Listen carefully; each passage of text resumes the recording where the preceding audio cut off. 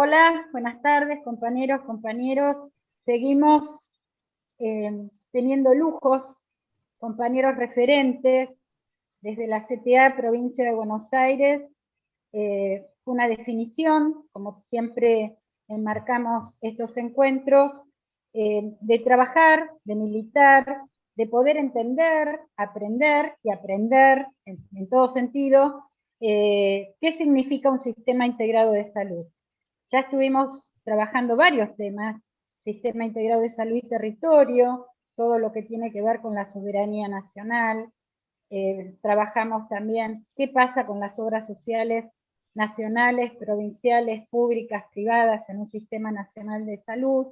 Trabajar con una política con soberanía sanitaria, una política con producción propia de medicamentos. Y hoy vamos a tocar el tema específico, nada más ni nada menos, que es el tema de salud mental en un sistema integrado de salud.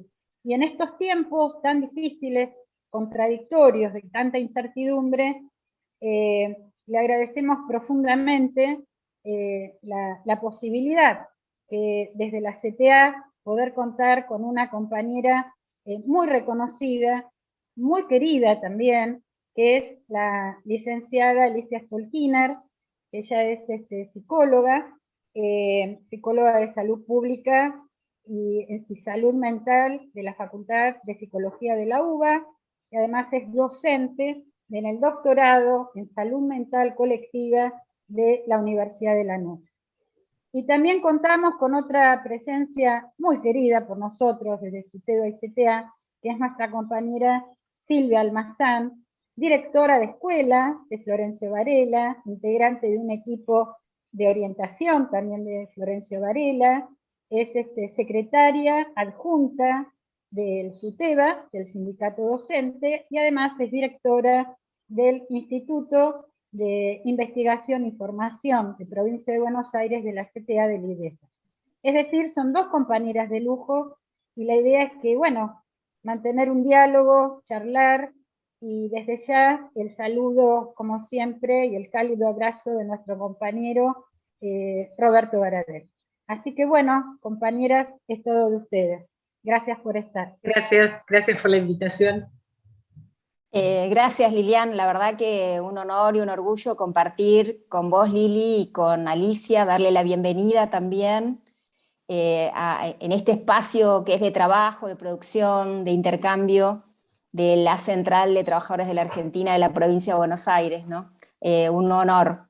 Y pensaba todo lo que nos ha atravesado a los trabajadores y trabajadoras en estos casi 2 años, las tensiones, las contradicciones, las miradas colectivas, las políticas, las luchas que fuimos dando, ¿no? En el marco de un contexto de presencia de las políticas estatales, que han sido fundamentales esa trama. Y entonces decía, bueno, se ha hablado mucho de la normalidad y las normalidades o las nuevas normalidades, como la angustia, la incertidumbre, las certezas que teníamos, incluso las certezas que transitaron algunas del siglo XX al siglo XXI, se han visto modificadas, pero también se han hecho visibles desigualdades estructurales, ¿no? A nivel mundial.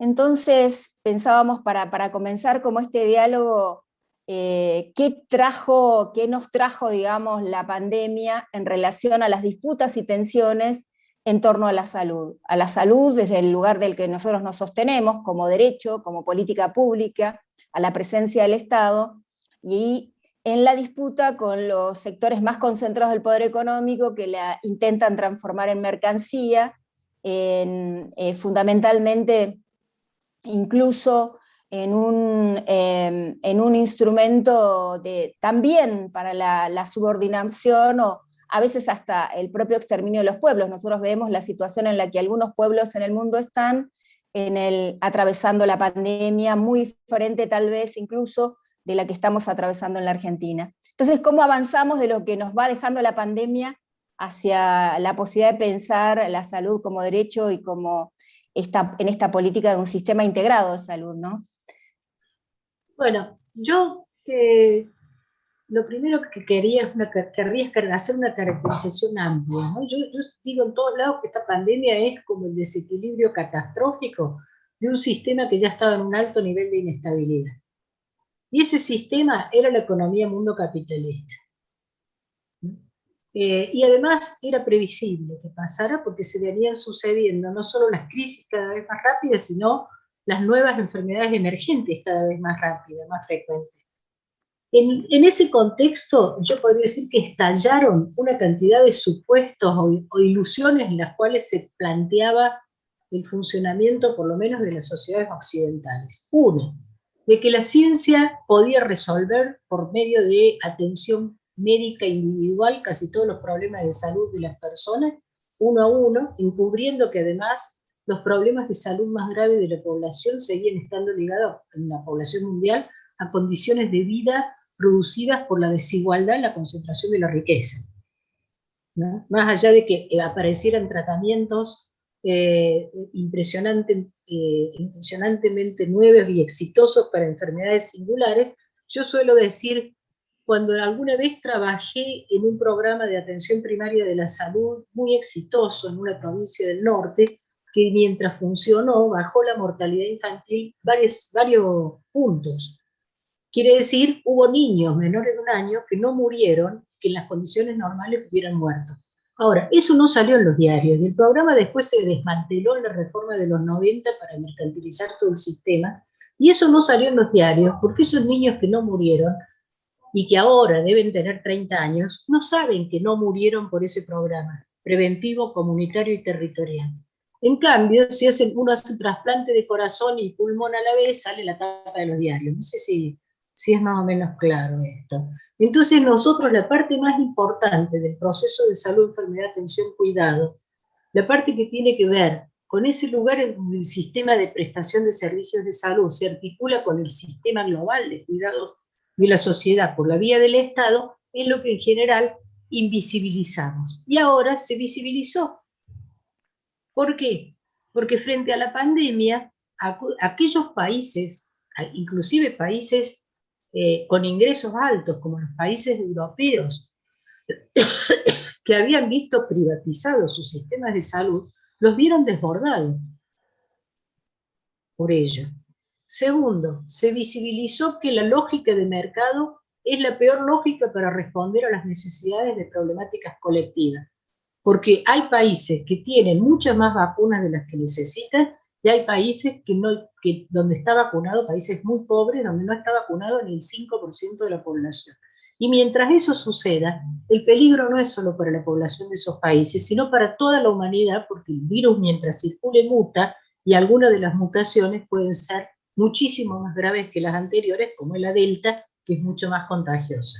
No sé si lo que puso en escenario la cuestión de la pandemia es la inviabilidad de la forma en que estábamos organizando lo humano en relación a la naturaleza y en relación a nosotros mismos, ¿no? El camino, bueno, pero esto, cuando utilizamos la palabra normalidad, nosotros solemos olvidar que lo normal es un valor estadístico, no es una bondad, ¿no? O sea, no, hay un libro que se llama El normal y lo patológico de Canguilhem que cuestiona el uso del concepto de normalidad en fisiología, justamente.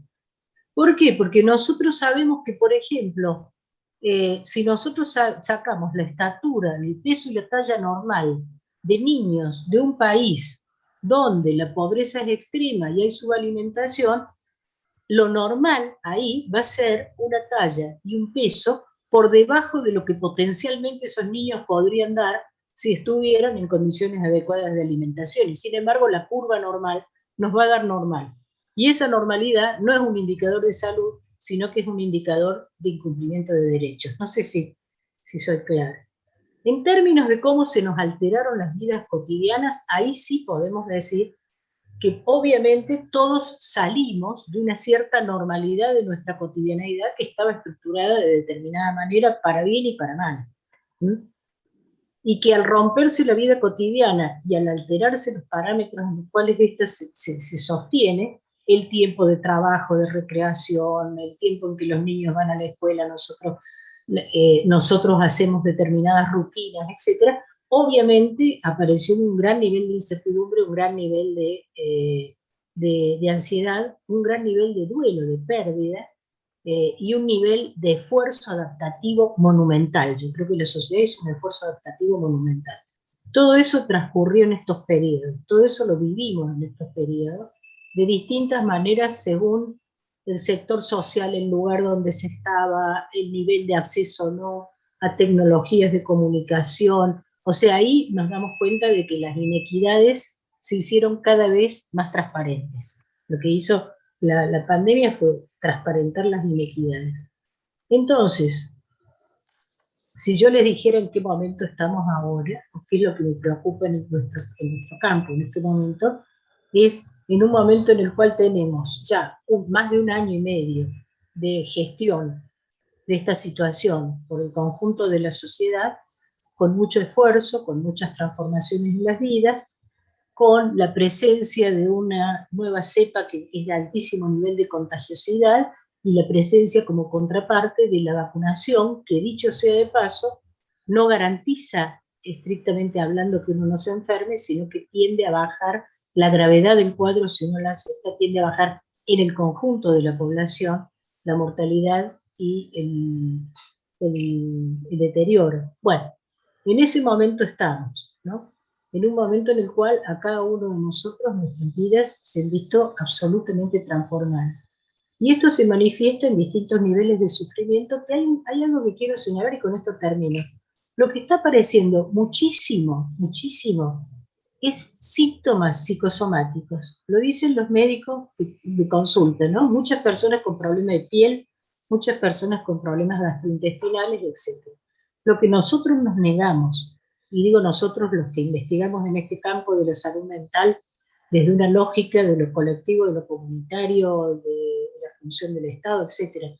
Nos negamos a hacer, desde el momento, desde el principio, fue a catalogar esto en términos de psicopatologías o enfermedades mentales. Más vale, pensamos en términos de sufrimientos adaptativos y de problemáticas que las personas iban presentando a partir de que la situación iba alterando sus vidas.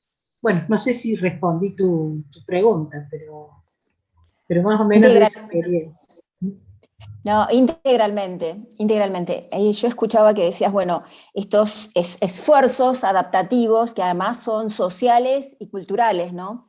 Porque venimos diciendo, nos cambió la vida, nos cambiaron las relaciones familiares, personales, sociales, el mundo laboral. En mi caso, desde la escuela, rápidamente todo lo que tiene que ver con pasar a la no presencialidad, después recuperar la presencialidad, no fue lo mismo en el contexto de ASPO, de aislamiento social preventivo y obligatorio, que de la DISPO, y ahora hay una alternancia, o sea que hay como 3 modificaciones en esos órdenes de relaciones, de distintos tipos de relaciones. Ahora, esas lecturas, digamos, que se hacen a veces sobre los parámetros de las normalidades, ¿no? Vamos a decirlo de alguna manera, entrecomillados, también traen parámetros de discriminación, de segmentación, de diferenciaciones, donde interviene mucho la derecha y las políticas neoliberales tratando de traccionar el sentido común, es decir, hemos vivido los movimientos antivacunas en la Argentina para recordarlo, si hay algo más antisolidario y menos cooperativo, digamos, ha sido esta cuestión de instalar el derecho a la decisión individual por sobre la construcción de una salud colectiva. Entonces, en ese punto decía, ¿cuánto en esto de seguir batallando, digamos, en las lecturas de la realidad, de estos parámetros culturales que los sectores de dominación intentan todo el tiempo imponernos y generan acciones? En la Argentina, digamos, hubo sectores que avalaron que no tuviéramos Ministerio de Salud, porque hay que recordar que a diciembre de 2019 no teníamos Ministerio de Salud. Si hay una dejerarquización de una política pública que es vital y una desvalorización de un derecho colectivo como el derecho a la salud, Digo, en ese tránsito venimos caminando la construcción de avanzar hacia un sistema integrado de salud. Entonces, desde la concepción del derecho de la política pública, ¿qué cuestiones implica pensar desde trabajadores y trabajadoras organizados, avanzar o proponernos metas de trabajo para un sistema integrado de salud? ¿Qué trama de vinculación y de articulación con el Estado nos van a requerir, ¿no? ¿Qué nuevos financiamientos, recursos y prioridades? Es muy interesante que la definición de sistema integrado de salud no es lo mismo que sistema prestador de servicios de salud. Eso es fundamental, ¿no? El sistema, cuando uno habla de sistema de salud, no está hablando solo de lo que se hace en los hospitales, en los centros de salud, en los laboratorios, etc.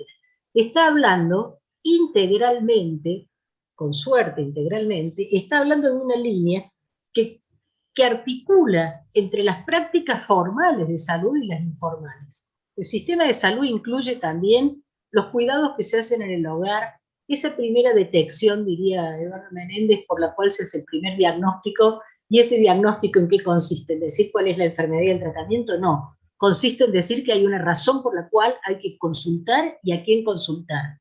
Ese es en el hogar donde suceden la mayor parte de los cuidados de las enfermedades, que la mayor parte son ambulatorias, y todas las prácticas que hacen o no a resultados de la salud de la población, incluyendo en el caso de la pandemia, es justamente en el conjunto de la población donde se mantienen o no se mantienen los cuidados, ¿no?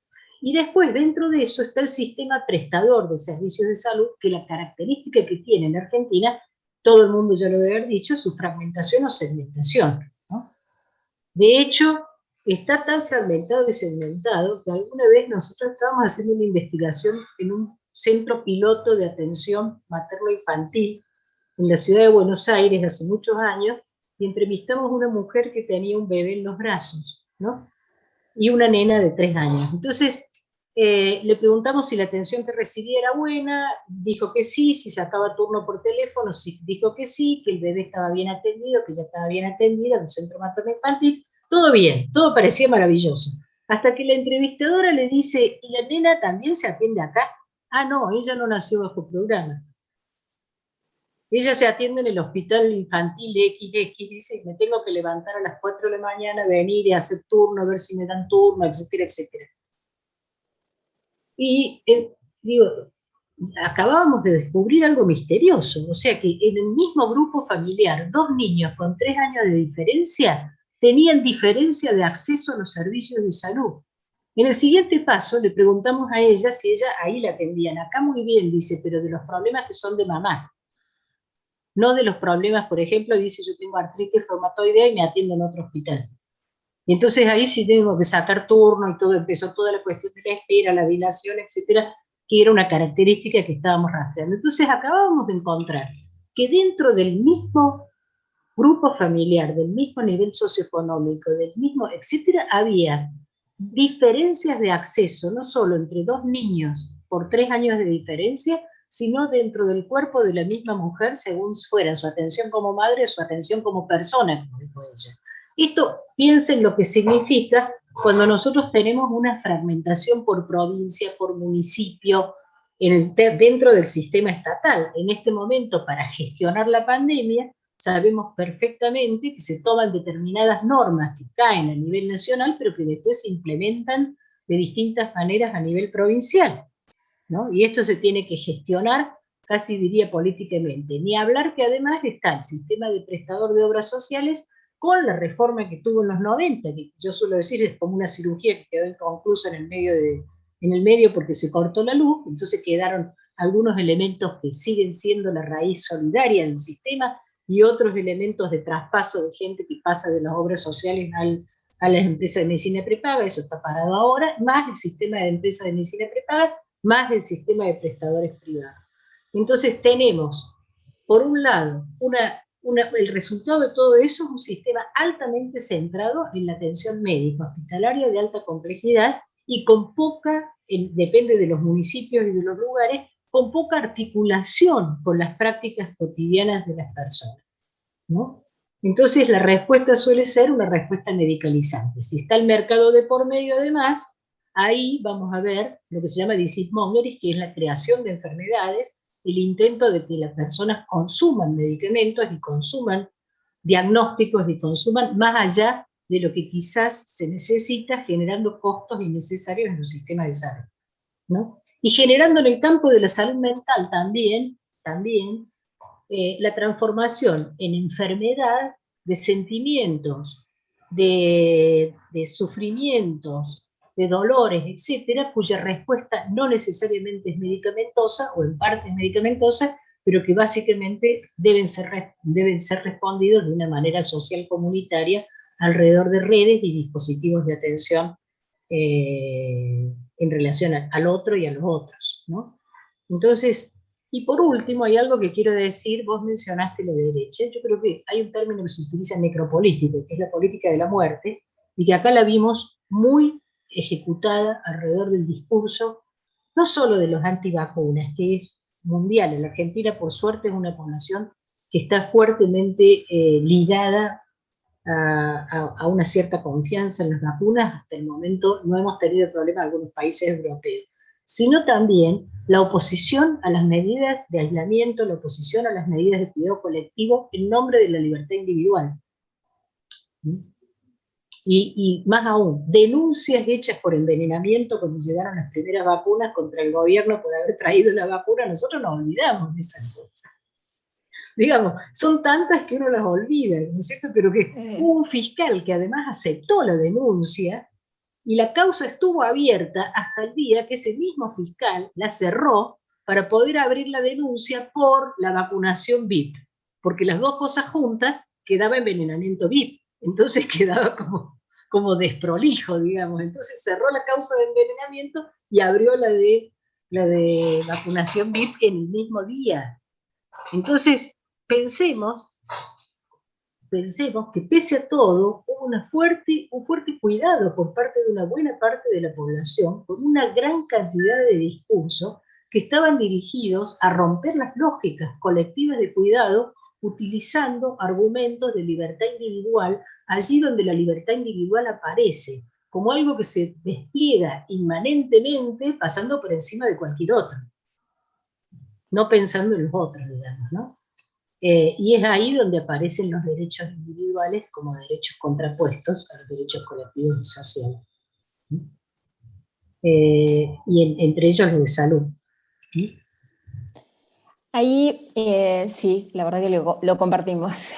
Ahí usted suele decir, digamos, que la salud, pensarla como una concepción integral, ¿no? Que no se puede escindir la salud física de la salud mental, en todo caso, y que las diferentes problemáticas que se van presentando en términos de salud tienen como un abordaje multidisciplinario, vamos a decir, ¿no? Tanto Sí, la lectura, claro, la lectura de los problemas o de multidimensiones en todo caso, la lectura de los problemas como la lectura de las resoluciones, o la construcción de las resoluciones, ¿no? Y que en todo caso uno es un sujeto situado, digamos, es en un lugar que tiene un contexto, unas condiciones de vida, unas condiciones laborales. Hace poco escuchaba que hubieron más avances incluso contra las grandes, tal vez, pandemias mundiales, en la medida que también avanzaron procesos de organización de los trabajadores y trabajadoras, que fueron revirtiendo esas condiciones laborales, salariales y las condiciones de vida, que algunas otras políticas, ¿no? Ese fue el caso de la tuberculosis. Claro, entonces me preguntaba desde ese lugar, que la verdad que es muy clara cuando lo aborda Alicia. Entonces me preguntaba, en este proceso, digamos, en los que tanto se habla de cómo nos afecta, bueno, y en esta disputa de esa lectura de cómo nos afecta, digamos, estos procesos nuevos, estos cambios sobre nuevos ordenadores sociales y culturales en nuestra vida, y sanitarios incluso, cómo afectan, digamos, nos afectan en términos, para entenderlo didácticamente entonces, de salud mental, y qué nuevas herramientas de política tenemos que ir construyendo para fortalecernos en esas miradas integrales de políticas públicas colectivas. Sí, yo utilizo la palabra salud mental para referirme a un campo de prácticas sociales dentro del campo de la salud, porque es como que salud mental se organizó, se separó, estuvo separada desde el nacimiento de la modernidad alrededor de la cuestión de las grandes instituciones psiquiátricas, como que la locura quedó separada, se la trataba como alienación, digamos, y por otro lado se desarrolló el modelo biomédico como si se trataran los cuerpos sin tener en cuenta las personas, los sentimientos, las subjetividades, ¿no? Pero yo creo que lo primero que hay que integrar son ambas cosas, ¿no? Entonces yo considero que la salud siempre se piensa como salud integral, física y subjetiva y psicológica, y también en términos de vinculación social, ¿no? La evolución de un paciente en una terapia intensiva inclusive puede mucho tener que ver con cómo se soporta con su propia historia, cómo soporta con su propia historia y su capacidad psíquica la respuesta. No podemos dividir lo biológico de lo mental. Ahora, hay un tipo de forma en que aparece lo subjetivo, que nosotros llamamos sufrimiento psíquico, como aparece en la Ley Nacional de Salud Mental, que aparece lo psíquico, llamamos así, que lo vivenciamos de esa manera. Pero a mí me interesaba mucho cuando nosotros trabajábamos en el norte, hicimos la investigación en El Dorado, en el norte, las mujeres de sectores populares tenían un término que a mí me parecía muy interesante, es decir, me quebranté, ¿no? Y cuando mis alumnos me decían, ¿qué es el quebranto? ¿Es una depresión? ¿Qué tipo de psicopatología es? Y digo, no lo transformen, porque ellas hacían un gesto, se tocaban el pecho así, decían, me quebranté. Lo acompañaban con el cuerpo, ¿no? Y cuando narraban el quebranto, decían, por ejemplo, cuando se fueron mis hijos me quebranté y terminé teniendo un problema en los riñones. Entonces era simultáneamente subjetivo, corporal y vivencial, ¿no? Y además, preguntada una de ellas, cuando le preguntamos qué era lo que era bueno para el quebranto, nos dijo llorar hace bien, ¿no? Y casi les podría decir fisiológicamente es cierto, el llanto, fisiológicamente, produce una serie de fenómenos en el cuerpo que mejora la respiración, relaja el diafragma, es decir, el llanto alivia, en el sentido que lo dice el común del sentido común popular, bueno, alivia en muchos sentidos del cuerpo, libera el cuerpo de determinadas constricciones que hacen dolor psíquico en el cuerpo. Y esto lo he comentado mucho por la frecuencia con que aparecen ahora en estos periodos de pandemia accesos de llanto, en que uno tiene facilidad para tener acceso de llanto, lo cual no está mal, yo digo, lo puede favorecer. Entonces, si uno piensa un sistema integrado de salud, también salud mental se tiene que integrar a salud en general. Esto yo lo trato de transmitir a mis alumnos. No se trata de que hay una parte de la salud que se encarga de lo que llamaríamos los locos, ¿no? O las personas enfermas mentales, muchas de las cuales en realidad hay que reconocerlas como personas diversas que tienen que tener su lugar en la sociedad con su diversidad. No tratar de normalizarlas con un molde que tampoco sabemos si es el mejor, porque no sabemos si hay mejores formas de estar, digamos, ¿no? Y por supuesto que esto no quiere negar que en el campo de la salud mental se necesitan asistencias específicas y profesionales, pero venimos bregando por un modelo de asistencia, por un modelo, creo que la provincia de Buenos Aires lo está tratando de desarrollar además, por un modelo asistencial en el campo de la salud mental que se integre a las acciones generales de salud, por un lado, que funcione en los hospitales, como diría Carrillo, él hablaba de enfermos mentales, para su época era un avanzado, que decía son enfermos como todos, ¿no es cierto? Y que entonces la propuesta, por ejemplo, que se ha hecho, no ha sido cerrar los grandes hospitales psiquiátricos, sino abrirlos. Ahí donde antes había solo atención psiquiátrica, ahora hay vacunatorio, un centro polivalente de atención médica, y a su vez lo que está afuera puede entrar y lo que está adentro puede salir. Y esto no significa tampoco, como se escuchó mucho en estos días, que la ley de salud mental prohíbe la internación involuntaria. No la prohíbe, pero la resguarda legalmente, de tal manera que se eviten excesos, como algunos médicos, algunos profesionales han sido acusados en algunos casos de participar en internaciones innecesarias por razones económicas de personas cuyos recursos querían utilizar su familia, por poner un ejemplo. O simplemente porque una persona fue internada en una crisis y después se cronificó en el lugar y uno después encuentra que pasó 20 años en una vida de encierro cuando pudo haber pasado esos 20 años en una vida en comunidad, ¿no? Y esa vida de encierro no fue curativa. ¿Sí? Entonces, uno tiene que volver sobre el campo de la salud mental, y una de las integraciones de un sistema integrado de salud es integrar también las acciones de salud mental y las acciones generales de salud. Que cuando uno lo piensa en el primer nivel de atención, estén ya ahí pensados los programas que lo contemplen, pero que también nosotros nos llevemos a las prácticas médicas cotidianas, tener en cuenta el cuidado particular de los niños y niñas en las situaciones de internación, a tener en cuenta la aplicación de una ley de parto humanizado que tenemos ahora, etcétera, ¿no? A la ley de muerte digna, la ley de los derechos de los pacientes, o sea, una forma donde el sistema de salud y el sistema prestador de servicios de salud sean un continuo, que se articule entre ellos. No sé cómo estamos, Lilian, que estás coordinando en términos de tiempo, porque la verdad que es muy del aprender, digamos, poder escuchar a Alicia, que es aprender a construir políticas públicas de salud, y es poder también pensar de qué manera nos fortalecemos en la construcción del derecho. En nuestro caso, como trabajadores y trabajadoras, en el marco de una central.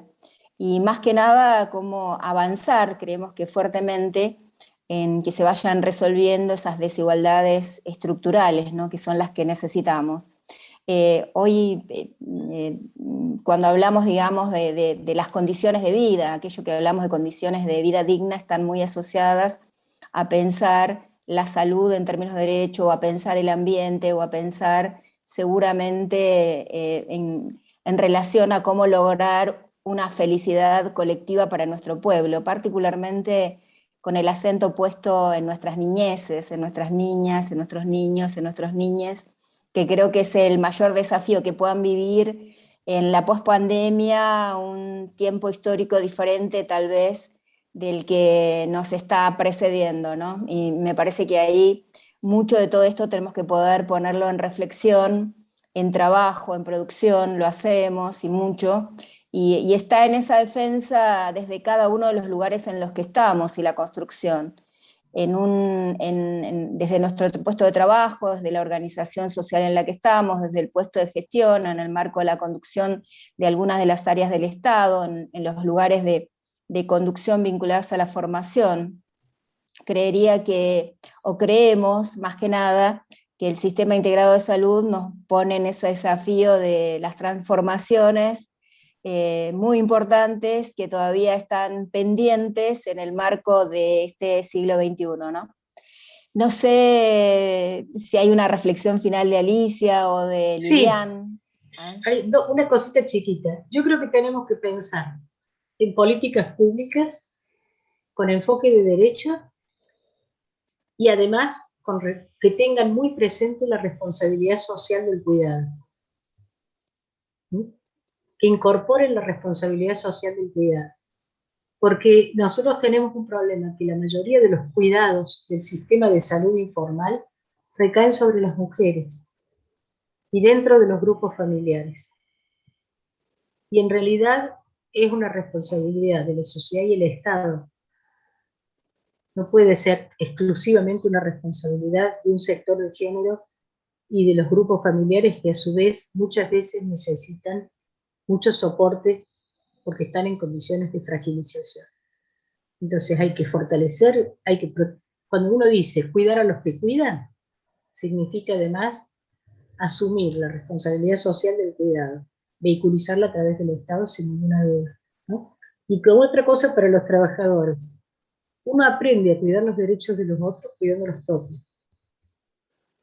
¿no? No considerando que los propios están por encima de los de otros, sino más que los propios, dirían los específicos, ¿no? Cuando hiciste esa mención de la enfermedad, de las enfermedades que desaparecieron por las luchas sindicales, efectivamente es cierto hizo más la lucha sindical por la jornada de trabajo de 8 horas y por el mejoramiento de las condiciones de trabajo contra la tuberculosis, que era endémica después de la Revolución Industrial, que el descubrimiento del bacilo de Koch y la medicina. O sea, la curva de descenso tuvo mucho más que ver con una... Entonces, trabajemos, cuidemos nuestro propio lugar como trabajadores y simultáneamente reconozcamos que no es que trabajamos en la frontera con, como dicen algunos, trabajan en la frontera con la población. En la trinchera, dicen, trabajamos en la trinchera. No es la trinchera, ¿no? Es un engranaje que debe funcionar entre nosotros y las comunidades con las cuales trabajamos. Bueno, no sé si querés, Lilian, decir algo. Sí, me parece que da para mucho más y creo que bueno, que podríamos pensar en otro contexto, otra charla, pero sobre todo esto tan claramente que dijiste, Alicia, que es cuidar a los que cuidan como política de Estado. Y realmente hay un montón de cuestiones, los que estamos militando, en mi caso la salud de los trabajadores de hace tantos años, bueno, no tantos, porque si no se me vienen todas las décadas encima, pero digo, los que estamos trabajando en este tema de integración, de mirada colectiva, de unidad, de colectivo de intereses, creo que esta época nos está dejando muchas enseñanzas. Y en primer lugar, de hablar de salud pública, empezar a tener términos, discusiones que van más allá de la palabra. Esto que vos decías de salud mental era para los locos. Ahora sabemos que no es así, que es otra cosa totalmente distinta, que estamos hablando y transitando codo a codo, y creo que el coronavirus nos está enseñando un montón. Por lo tanto, está bueno todo esto. Yo el otro día escuchaba que el primer acto de salud lo hace la mamá o la abuela, siempre género, sí, Alicia es así, cuando le pone al niño la mano en la frente y dice, este chico tiene fiebre. Ese es el primer diagnóstico, claro. El primer diagnóstico. Exactamente. Y no es ni de la atención primaria, ni del hospital, ni del médico, nada que ver. Es la madre, la abuela, la tía, en general es así. Entonces me parece que rescatar eso y hablar de los otros, del cuidado, me parece que es transitar salud. Y la verdad que eso es interesante, que podamos estar hablando en esta época en un gobierno democrático, popular, que nos permite discutir y disentir y transitar. Por eso el Sistema Nacional Integrado de Salud lo estamos construyendo entre todos, así como dice Daniel Goyan. Y me parece que eso es el desafío más interesante. Gracias, Alicia. Gracias, Silvia. No, muchísimas gracias a ustedes. Ha sido un placer. Un abrazo enorme. Gracias, Gabo. Es un honor que me hayan invitado. Gracias, Alicia. Gracias, Silvia. Gracias. Silvia, un placer compartir el espacio con vos. No, gracias. para mí un honor haber estado con Lilian y con Alicia, la verdad. Gracias, Liliana. Gracias.